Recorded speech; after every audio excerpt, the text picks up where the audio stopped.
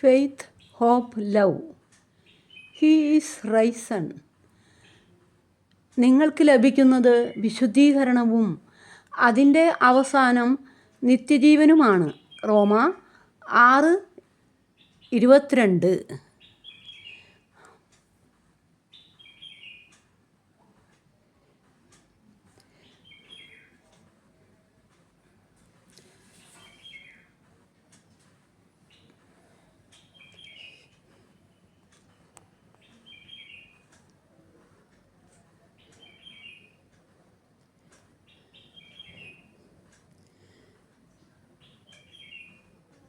ഞാൻ തന്നെ പുനരുത്ഥാനവും ജീവനുമാകുന്നു.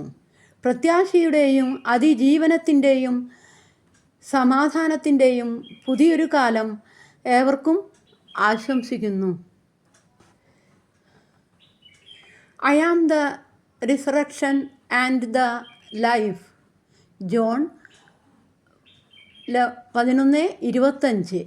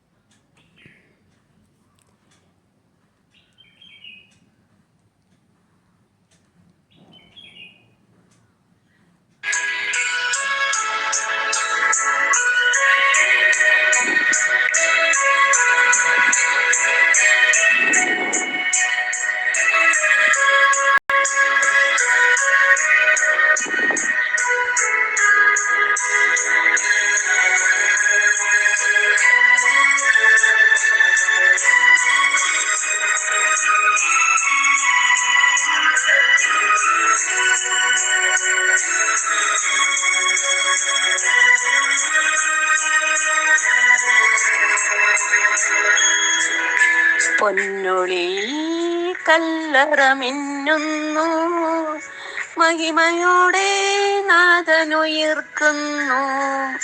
മുറിവുകളാൽ മൂടിയ മേനിയിതാ, നിറപോലും പ്രഭയിൽ മുഴുകുന്നു.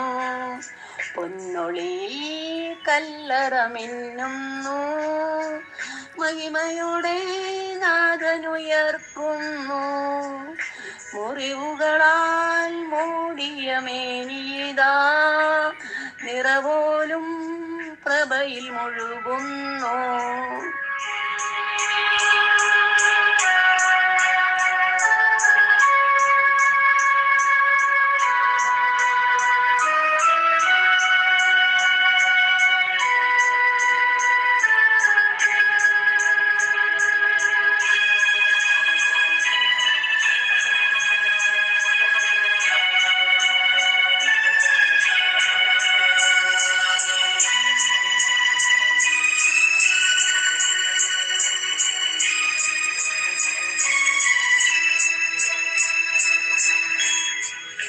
തിരുശിരസിൽ മുൾമുടി ചൂടിയവൻ, സുരഭിലമാം കൂന്തളിരണിയുന്നു. കണ്ണീരിൽ മുങ്ങിയ നയനങ്ങൾ കനകം പോൽ മിന്നി വിളങ്ങുന്നു. തിരുശിരസിൽ മുൾമുടി ചൂടിയവൻ, സുരഭിലമാം കൂന്തളിരണിയുന്നു. കണ്ണീരിൽ മുങ്ങിയ നയനങ്ങൾ കനകം പോൽ മിന്നി വിളങ്ങുന്നു. പൊന്നൊളിയിൽ കല്ലറ മിന്നുന്നു, മഹിമയോടെ നാഥനുയർക്കുന്നു. മുറിവുകളാൽ മൂടിയ നിറപോലും പ്രഭയിൽ മുഴുകുന്നു.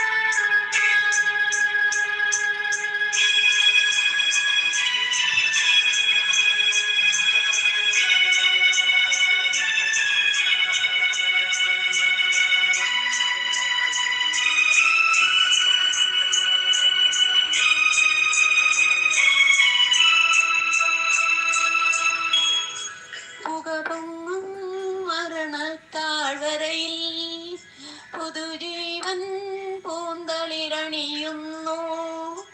മാനവരും സ്വർഗനിവാസികളും വിജയാനന്ദത്തിൽ മുഴുകുന്നു.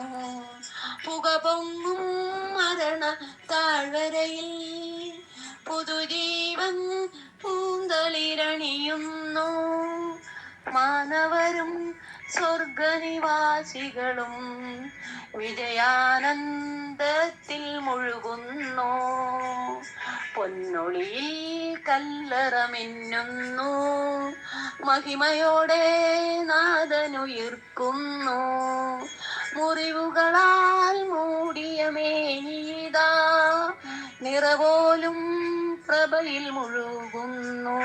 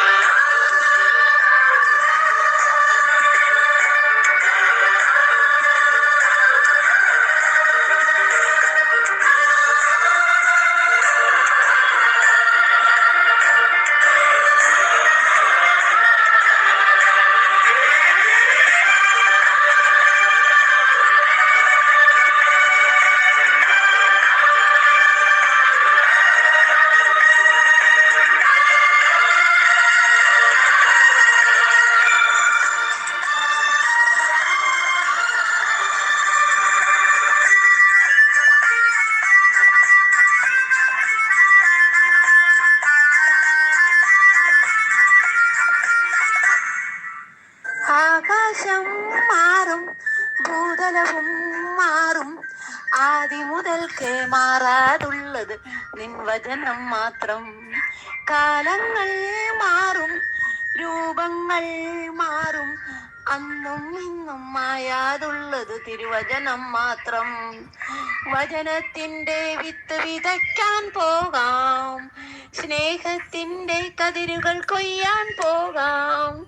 വചനത്തിന്റെ വിത്ത് വിതയ്ക്കാൻ പോകാം, സ്നേഹത്തിന്റെ കതിരുകൾ കൊയ്യാൻ പോകാം. ആകാശം മാറും, ഭൂതലവും മാറും, ആദി മുതൽക്കേ മാറാതുള്ളത് നിൻ വചനം മാത്രം. കാലങ്ങൾ മാറും, രൂപങ്ങൾ മാറും, നിന്നും മായാതുള്ളത് തിരുവചനം മാത്രം.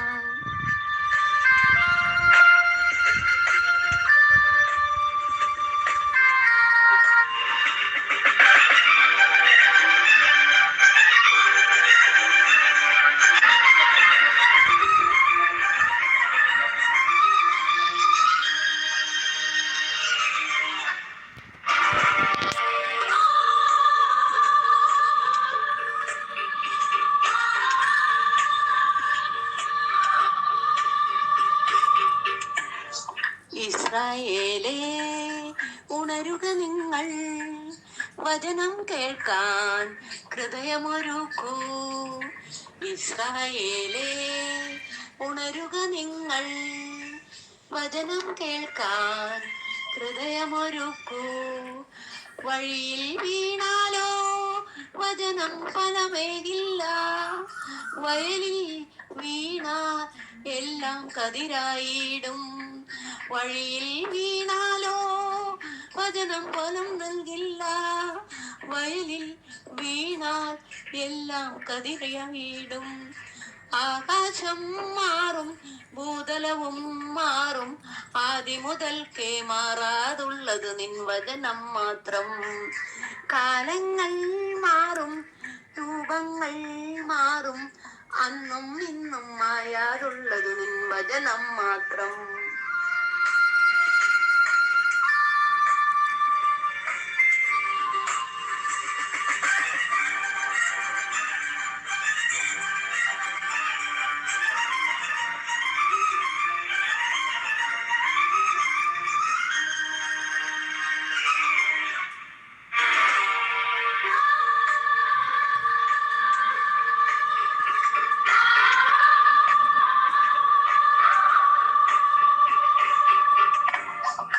വയലേലകളിൽ കതിരുകളായി വിളകൊയ്യാനായി അണിചേർന്നിടാം. വയലേലകളിൽ കതിരുകളായി വിളകൊയ്യാനായി അണിചേർന്നിടാം.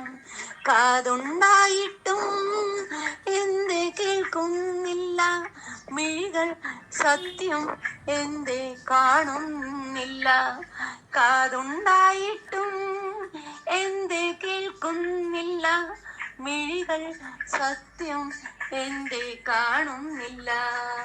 ആകാശം മാറും, ഭൂതലവും മാറും, ആദി മുതൽക്കേ മാറാറുള്ളത് നിൻ വചനം മാത്രം. കാലങ്ങൾ മാറും, രൂപങ്ങൾ മാറും, അന്നും ഇന്നും മായാതുള്ളത് നിൻ വചനം മാത്രം. വചനത്തിന്റെ വിത്ത് വിതയ്ക്കാൻ പോകാം, സ്നേഹത്തിന്റെ കതിരുകൾ കൊയ്യാൻ പോകാം. വചനത്തിന്റെ വിത്ത് വിതയ്ക്കാൻ പോകാം, സ്നേഹത്തിന്റെ കതിരുകൾ കൊയ്യാൻ പോകാം.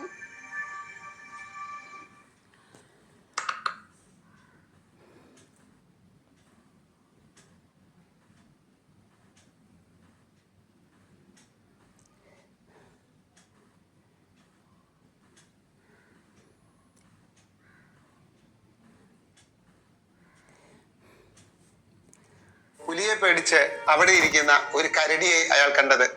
അങ്ങനെ കരടിയും ഈ മനുഷ്യനും വേടനും മരത്തിന്റെ മുകളിലും താഴെയുമായി ഇരുന്നു. അപ്പോൾ കുറച്ചു കഴിഞ്ഞപ്പോൾ ഈ മനുഷ്യൻ ഉറക്കം വന്നു. ഉറക്കം വരുന്നവിടെ കരടി പറഞ്ഞു, നിങ്ങൾ പേടിക്കണ്ട, നിങ്ങൾ എന്റെ മടിയിൽ തലവെച്ചുറങ്ങിക്കോളൂ. ആ വേടൻ ഈ കരടിയുടെ മടിയിൽ തലവെച്ചുറങ്ങി. അപ്പോൾ പുലി താഴെ നിന്ന് ഇതെല്ലാം കാണുന്നുണ്ടായിരുന്നു. പുലി പറഞ്ഞു, ഏയ് കരടി, എന്റെയും നിന്റെ പൊതുശത്രുവാണ് ഈ വേടൻ. അവനെ തള്ളി താഴേക്കിടൂ, ഞാൻ അവനെ ഭക്ഷിച്ചോളാം. എന്റെ ഇരയാണവൻ, നിനക്ക് സ്വതന്ത്രമായി വീട്ടിലേക്കും പോകാം. അപ്പോൾ കരടി പറഞ്ഞു, വിശ്വസിക്കുന്നവനെ ചതിക്കുന്നത് തെറ്റാണ്, ഞാനത് ചെയ്യില്ല. അല്പം കഴിഞ്ഞപ്പോൾ വേടൻ ഉറക്കമുണർന്നു. അന്നേരം കരടിക്ക് ഉറക്കം വന്നു. കരടി വേടന്റെ മടിയിൽ തലവെച്ചുറങ്ങി. അപ്പോൾ പുലി ഈ വേടനോട് പറഞ്ഞു, അല്ലയോ വേട, നിന്റെ മക്കളും ഭാര്യയും വീട്ടിൽ കാത്തിരിക്കുകയല്ലേ, നിനക്ക് വീട്ടിൽ പോകണ്ടേ? എനിക്കിപ്പോൾ വിശക്കുന്നുമുണ്ട്. നീ ആ കരടിയെ തള്ളി താഴേക്ക് ഇട്ടോളൂ, ഞാൻ അവനെ തിന്ന് വിശപ്പടക്കിക്കോളാം. വേടൻ ഒന്നും ആലോചിക്കാതെ തന്നെ വിശ്വസിച്ചുറങ്ങുന്ന ആ കരടിയെ തള്ളി താഴേക്ക് ഇട്ടു. പെട്ടെന്ന് ഉണർന്ന കരടിക്ക് ഒരു കൊമ്പിൽ പിടുത്തം കിട്ടിയത് കൊണ്ട് അത് താഴേക്ക് വീണില്ല. അത് മനുഷ്യന്റെ അടുത്ത്, ഈ വേടന്റെ അടുത്തിരുന്നു. അപ്പോൾ പുലി ചോദിച്ചു, അല്ലയോ കരടി, നിന്നെ ചതിച്ച് അവനെ താഴേക്ക് തള്ളിയിടുക, ഞാൻ അവനെ ഭക്ഷണമാക്കിക്കോളാം, നമ്മുടെ പൊതുശത്രുവാണ് അവൻ. അപ്പോൾ കരടി പറഞ്ഞു, ഇല്ല, ഞാൻ അത് ചെയ്യില്ല. അപ്പോൾ പുലി ചോദിച്ചു, നിന്നെ അവൻ ചതിക്കാൻ ശ്രമിച്ചില്ലേ, നിന്നെ തള്ളിയിട്ടതല്ലേ? അങ്ങനെ തള്ളിയിട്ടാലും ചതി പറ്റിയാലും സജ്ജനങ്ങൾ ഒരിക്കലും തെറ്റായ കാര്യങ്ങൾ, ദുഷ്കർമ്മങ്ങൾ ചെയ്യുകയില്ല. പ്രിയപ്പെട്ടവരെ, വിശ്വാസം, അതാണ് പ്രധാനം. വിശ്വാസം എന്ന വാക്ക് ഉച്ചരിക്കാൻ നമുക്ക് ഒരു സെക്കൻഡ് മതി. വിശ്വാസം എന്ന വാക്ക് കേൾക്കാൻ ഒരു സെക്കൻഡ് മതി. അത് മനസ്സിലാക്കാൻ ചിലപ്പോൾ ഒരു ദിവസം മതിയാകും. എന്നാൽ വിശ്വാസം അത് നമുക്ക് നേടിയെടുക്കണമെങ്കിൽ ഒരു ആയുഷ്കാലം മുഴുവൻ വേണം. നമ്മളെ സ്നേഹിക്കുന്ന, നമ്മളെ വിശ്വസിക്കുന്ന നമ്മുടെ പ്രിയപ്പെട്ടവരെ ഒരു കാരണവശാലും ചതിക്കില്ല എന്ന ഒരിക്കൽ ഒരാൾ തന്റെ രാജാവിന് ചെസ് കളി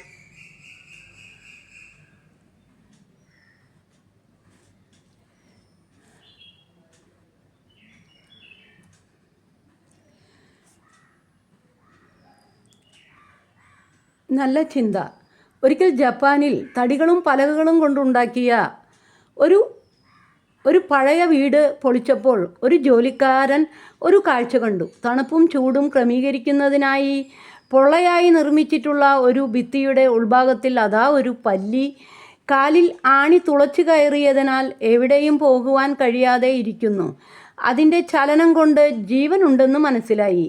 പെട്ടെന്ന് ആ ജോലിക്കാരൻ്റെ മനസ്സിൽ ഒരു ഓർമ്മ വന്നു. 5 വർഷം മുൻപ് ആ ആണി അവിടെ തറച്ചത് താൻ തന്നെയാണ്. ആ ആണി തറയ്ക്കുമ്പോൾ ഈ പല്ലി അതിൽ കുടുങ്ങിയതാവും. പിന്നെയും സംശയം. എങ്ങും പോകുവാനാവാതെ 5 വർഷം ഈ പല്ലി എങ്ങനെ ജീവിച്ചു? അയാൾക്ക്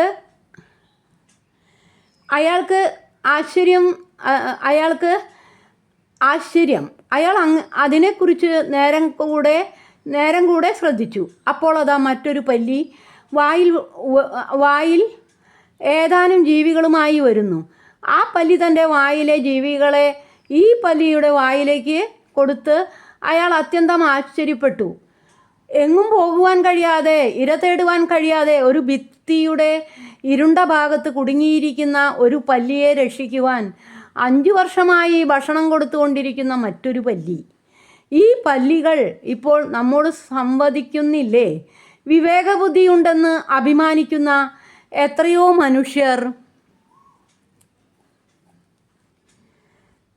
രോഗം കാരണമോ അപകടം കാരണമോ തളർച്ചയിലായിരിക്കുന്ന കുടുംബാംഗങ്ങളെ ഉപേക്ഷിച്ചു പോയിട്ടുണ്ട്. ചിലർ ദാരിദ്ര്യം നിമിത്തം അങ്ങനെ ചെയ്തിട്ടില്ലേ? കഷ്ടപ്പാട് സഹിക്കാൻ കഴിയാതെ വേദനിക്കുന്ന കുടുംബത്തെ തനിച്ചാക്കി ആത്മഹത്യ ചെയ്തിട്ടുള്ളവരില്ലേ?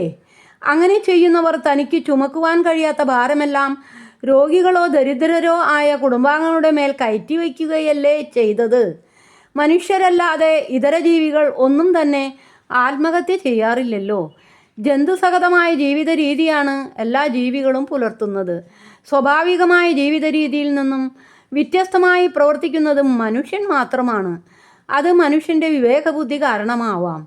ഈ വിവേകബുദ്ധി നന്മ പ്രവർത്തിക്കുന്നതിനാണ് ദൈവം നൽകിയത്. പക്ഷേ മിക്കവരും അത് തിന്മയ്ക്കായി ഉപയോഗിക്കുന്നതായിട്ടാണ് കാണുന്നത്. അതാണല്ലോ യുദ്ധങ്ങൾക്ക് തന്നെ കാരണം. ഒരു യുദ്ധവും ജീവനെ രക്ഷിക്കുകയില്ലല്ലോ. എന്നാൽ എത്രയോ ജീവൻ ഹനിക്കപ്പെടുവാൻ കാരണമാകുന്നു. ഇത് രാജ്യങ്ങൾ തമ്മിൽ മാത്രമല്ല, കുടുംബങ്ങളും വ്യക്തികളും തമ്മിലും യുദ്ധങ്ങളുണ്ട്. പരസ്പര യുദ്ധങ്ങൾ എത്രയോ കോടി മനുഷ്യരുടെ ജീവന് ഹാനികരമായിട്ടുണ്ട്. ഇതാണ് വിവേകബുദ്ധിയെങ്കിൽ അതില്ലാതിരിക്കുന്നതല്ലേ നല്ലത്. ആകയാൽ മാനവ സമൂഹത്തിൻ്റെ നന്മയ്ക്കായി നമ്മുടെ കഴിവുകളെ വിനിയോഗിക്കാൻ തക്കവണ്ണം വിവേകബുദ്ധിയോടെ ജീവിക്കാൻ നമുക്ക് കഴിയണം. അതിനായി നമുക്ക് നമ്മെ തന്നെ സമർപ്പിക്കാം.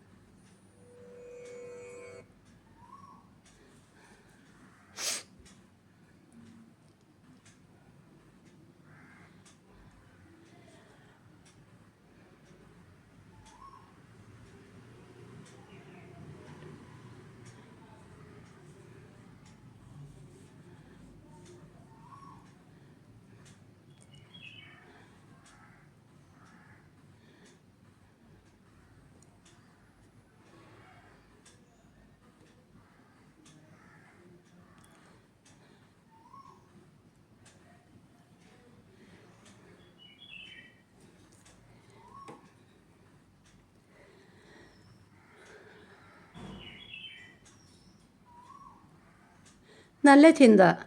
ആ രാജസദസ്സിലെ 6 പേരും രാജാവിനെ വളരെയധികം സ്നേഹിച്ചിരുന്നു. അവർക്ക് രാജാവ് നൽകിയിരുന്ന അമിത സ്വാതന്ത്ര്യം കാരണം അവർ രാജാവിനെ ഒരു സുഹൃത്തിനെ പോലെ കാണുകയും തമാശകൾ പറയുകയും രാജാവിന് വേണ്ട ബഹുമാനവും അംഗീകാരവും നൽകാതെയും ഇരുന്നു. ഇത് മനസ്സിലാക്കിയ രാജാവ് ഒരു ദിവസം അവരോട് പറഞ്ഞു, അടുത്ത 15 ദിവസം നിങ്ങൾക്കൊരു പരീക്ഷണ സമയമാണ്. നിങ്ങൾ എന്നോട് എങ്ങനെ പെരുമാറുന്നുവോ അതിനനുസരണമായി 15-ാം ദിവസം ഞാൻ നിങ്ങൾക്ക് സമ്മാനം തരുന്നതാണ്. അതോടെ അവരിൽ 5 പേരും രാജാവിനെ കൂടുതൽ ബഹുമാനിക്കുകയും അനുസരിക്കാനും തുടങ്ങി. എന്നാൽ 6-ാമൻ കൂടുതൽ രാജപ്രീതി സമ്പാദിക്കാം എന്ന് കരുതി കൂടെ രാജാവിൻ്റെ അരികിൽ വന്ന് മറ്റുള്ളവരെക്കുറിച്ച് കുറ്റങ്ങൾ പറഞ്ഞുകൊണ്ടിരുന്നു. രാജാവ് ഒന്നും മറുപടി പറയാതെ അതൊക്കെ നിശബ്ദനായി കേട്ടു. 15-ാം ദിവസം രാജാവ് എല്ലാവരെയും വിളിച്ചു. സ്വർണ്ണ നാണയങ്ങളും കരം ഒഴിവാക്കി ഭൂമിയും മറ്റും വിലപിടിപ്പുള്ള സമ്മാനങ്ങളും നൽകി. എന്നാൽ 6-ാമനും ഒന്നും നൽകിയില്ല. പക്ഷേ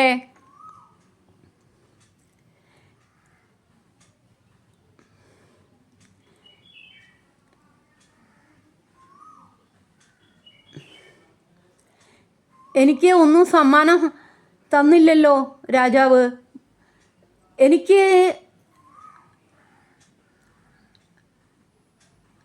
എന്നാൽ 6-ാമനും ഒന്നും നൽകിയില്ല. പക്ഷേ അടുത്ത ദിവസം അയാളെ വിളിച്ച് രാജാവ് ഏറെ കഥകളും മറ്റും പറഞ്ഞ് കുറച്ചു കഴിഞ്ഞപ്പോൾ അയാൾക്ക് മുഷിഞ്ഞു. അയാൾ പറഞ്ഞു, എനിക്ക് സമ്മാനമൊന്നും തന്നില്ലല്ലോ. രാജാവ് പറഞ്ഞു, നിങ്ങൾ എന്നോട് എങ്ങനെ പെരുമാറുമോ അതിനനുസരണമായുള്ള സമ്മാനങ്ങൾ നൽകുമെന്നല്ലേ ഞാൻ പറഞ്ഞിരുന്നത്. കഴിഞ്ഞ ദിവസങ്ങളിൽ എല്ലാം നീ എൻ്റെ അരികിൽ വന്ന് മറ്റുള്ളവരെക്കുറിച്ചുള്ള കഥകൾ പറഞ്ഞുകൊണ്ടിരുന്നു. ഇപ്പോൾ ഞാൻ നിന്നോടും കഥകൾ പറയുകയാണ്. ഇതാണ് നിനക്കുള്ള സമ്മാനം.